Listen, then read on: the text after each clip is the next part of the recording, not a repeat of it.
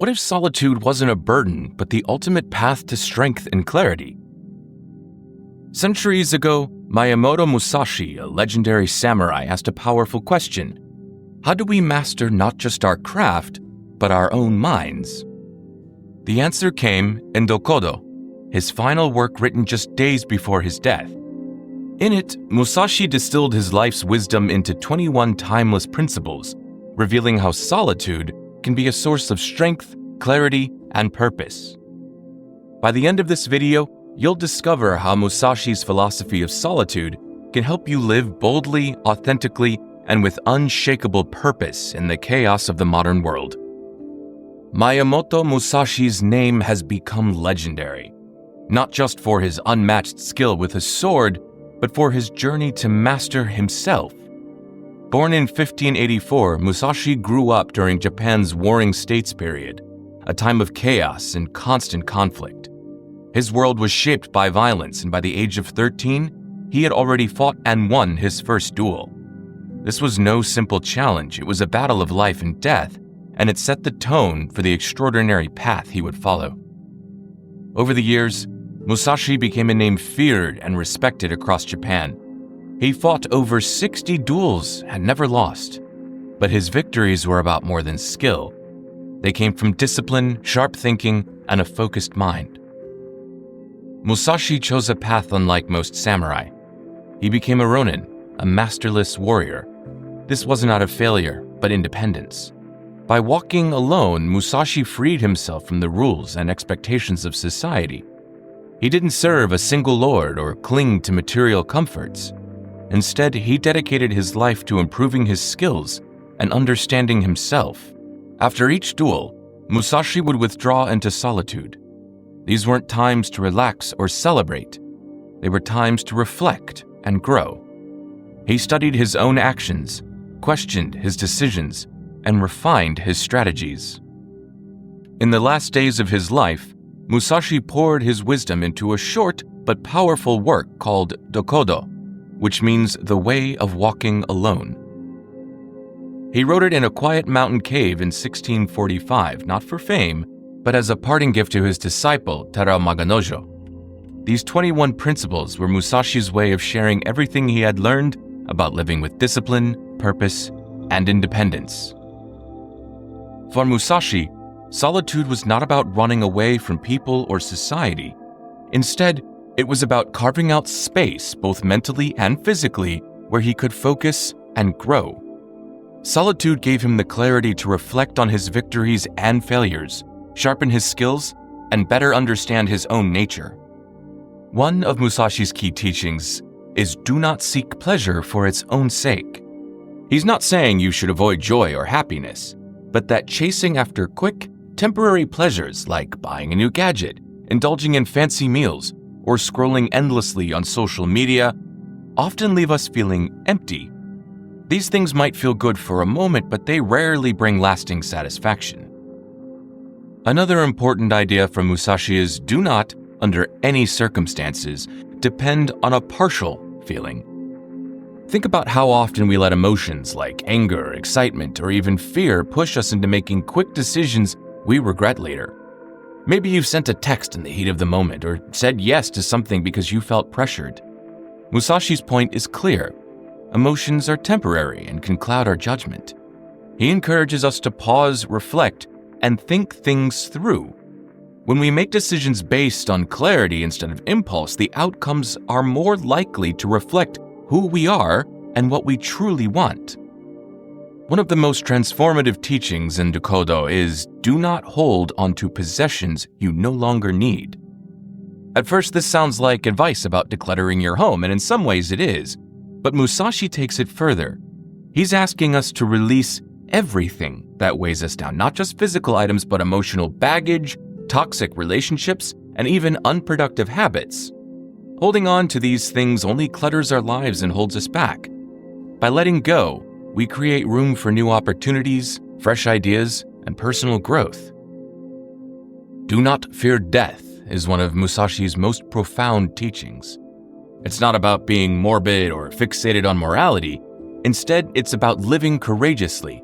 When we accept that life is temporary, we're free to take risks, embrace challenges, and pursue what truly matters. Think about how often fear or failure, rejection, or the unknown keeps us from taking action. Musashi's advice urges us to live boldly and make the most of every moment. Another principle, be detached from desire your whole life long, reminds us to avoid being consumed by constant cravings.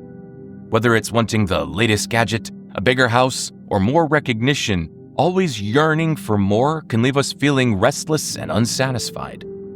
Musashi isn't saying we shouldn't have goals or dreams. He's encouraging us to find contentment in the present while working towards what truly matters. Balance is key, striving for better without letting the chase consume us. Think lightly of yourself and deeply of the world is Musashi's lesson in humility. In a world that often prioritizes self-promotion, this principle invites us to shift our focus outward. It's not about undervaluing ourselves, but about gaining perspective.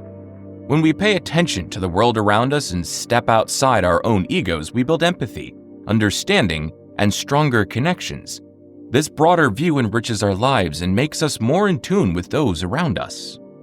Musashi also challenges societal norms with, "Do not act following customary beliefs." He asks us to question the traditions and expectations we've inherited to ensure they align with who we truly are. How often do we follow a set path simply because it's what's expected? Musashi's principles encourage us to think critically, question the status quo, and carve out a unique life that reflects our own values. Negativity is another trap Musashi warns against. Resentment and complaint are appropriate neither for oneself nor others. This principle reminds us that dwelling on past grievances or constantly complaining only drains our energy. Instead, focusing on problems, Musashi encouraged action and solutions. Letting go of resentment doesn't just free us emotionally, it creates a more positive and harmonious environment for everyone around us. Even spirituality has a practical side in Musashi's teachings. Respect Buddha and the gods without counting on their help highlights the importance of self-reliance. While faith and belief can inspire and guide us, progress ultimately depends on our own efforts. Musashi's message is clear: take responsibility for your actions and don't wait for miracles to make things happen. Finally, never stray from the way ties all of Musashi's wisdom together. For Musashi, the way represents a personal code of values that acts as a compass for life. Staying true to it means living authentically and making decisions aligned with your beliefs even when the road is difficult. The principle isn't about being rigid, it's about staying grounded and purposeful. In today's fast-moving, always connected world, Musashi's teachings might feel a bit out of reach. Solitude, detachment, acceptance? These ideas can seem daunting when our days are filled with notifications, deadlines, and the hum of endless activity. But it's exactly in this noisy environment that Musashi's wisdom becomes a lifeline. To start, finding moments of solitude doesn't mean retreating to a mountain cave like Musashi did. It can be as simple as carving out time for a morning meditation, a peaceful evening walk, or a few uninterrupted minutes of your thoughts. These small acts of stillness give us the chance to step away from the chaos and reconnect with ourselves. Another way to embrace Musashi's wisdom in modern life is through a digital detox. Our phones, social media feeds, and constant alerts can pull us in every direction, leaving our attention scattered. Setting boundaries like turning off notifications during meals or having screen-free hours before bed can help us reclaim focus and energy. These breaks allow space for reflection and creativity, two things that thrive in quiet moments. Musashi also encourages us to cultivate emotional independence. In a culture where compassion and validation from others often dictate how we feel, this can be challenging. But focusing on our own values and goals instead of seeking approval helps us build inner strength and confidence. It's about finding our worth within rather than relying on external opinions. The idea of detachment, another of Musashi's principles, is more relevant than ever. Letting go isn't just about decluttering our homes.